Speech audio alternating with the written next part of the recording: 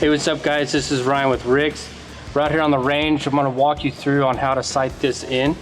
Today we're gonna be sighting in the L12. So this is gonna be running on if you got an L3, L6, L12, any of them, an L3R, L6R, any of them. You're gonna be able to do the exact same steps that I'm doing right now. All right, so right here, now that we're here, I got my thermal target down there on my piece of paper.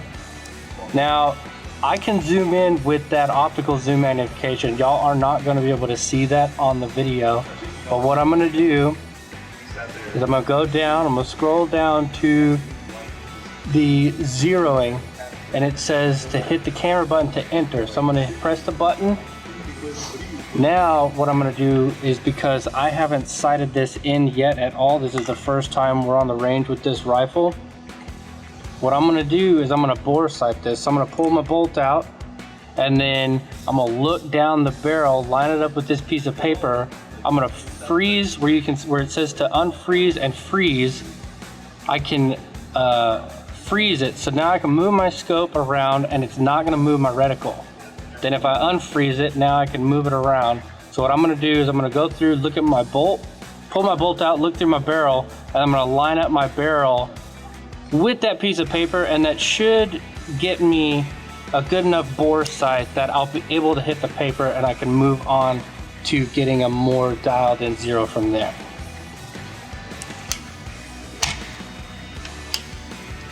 So now my bolt's out, let's get this thing lined up.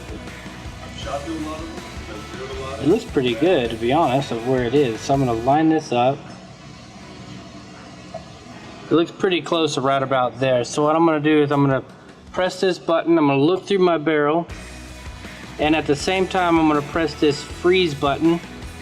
So now I got my screen frozen. So now what I'm gonna do is I'm gonna twist the top turret to twist it over this direction to the left here. Then I'm gonna move it down with the right side turret.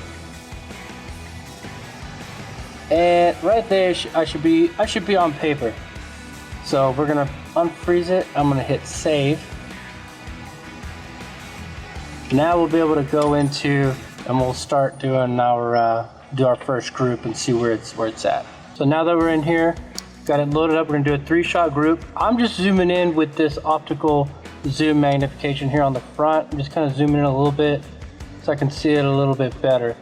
I know it's not gonna show it on the video, but if I wanted to, I'll show you.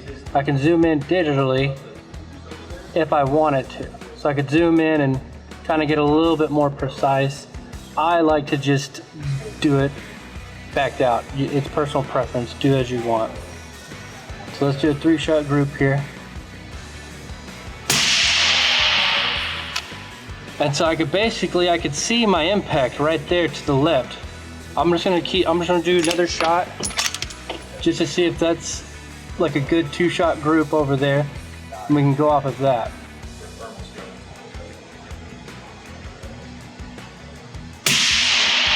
Yep, so I see the same impact. So what I'm gonna do, since I know it's shooting over there, I'm gonna go back into my zeroing profile. Well, not the zeroing profile, but zeroing menu. I'm gonna go into here. I'm gonna aim where I was aiming. I'm gonna freeze it. Then I'm gonna use that top turret, and I'm gonna twist it over to go to the left, because I know that's where we were hitting. About right there. Then I'm gonna come back and hit unfreeze. Then I'm gonna hit save. Yes. And now I'm gonna go back through it. Exit out of that. Press the power button, exit out. So I'm gonna do another couple shots right here.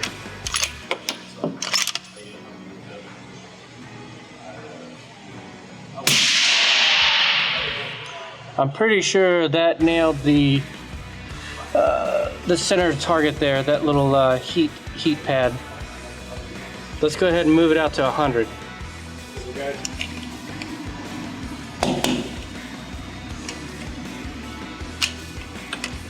So see, here's my first 2 shots, and then I froze the screen, moved my reticle straight over, and I'm hitting about about an inch to an inch and a half high at 50 yards. So we moved it out to 100, and we'll see where we're hitting here.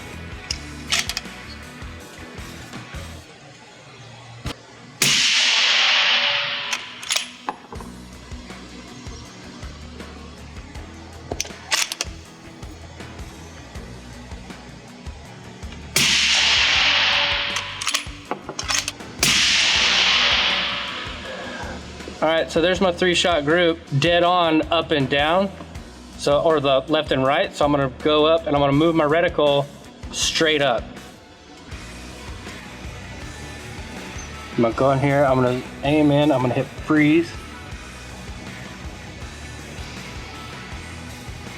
So I need to move it up, let me see, 1, 2, 3, about 3 inches.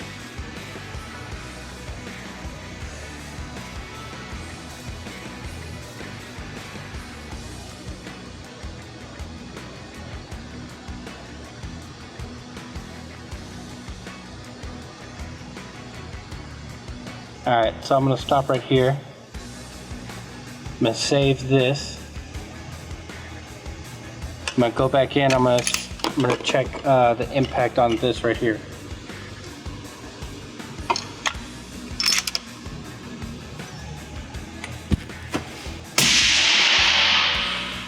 That was not where I wanted.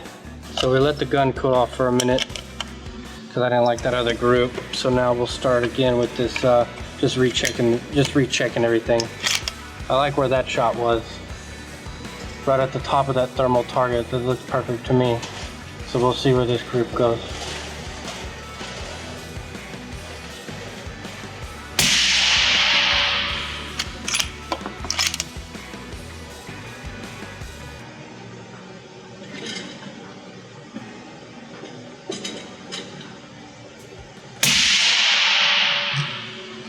So I like where that group hits.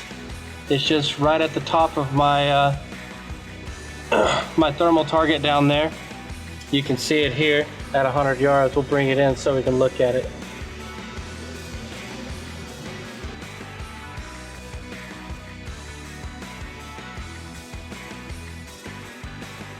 If the barrel gets too hot, retry it. Don't call it in for an RMA.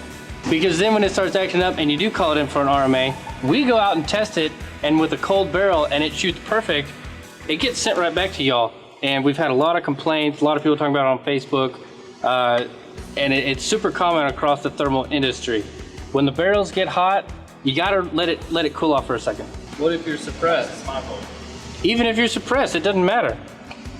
Does it get hotter if you're suppressed? If you're suppressed, no, not necessarily. It just depends on what bullet you're using and everything like that. The suppressor is going to just affect your zero. So if you zero this in with no suppressor and it's on profile A, but then you go back out and you try to shoot it and you borrow a friend's suppressor later that night or whatever, your zero is probably gonna be off because the suppressor does change.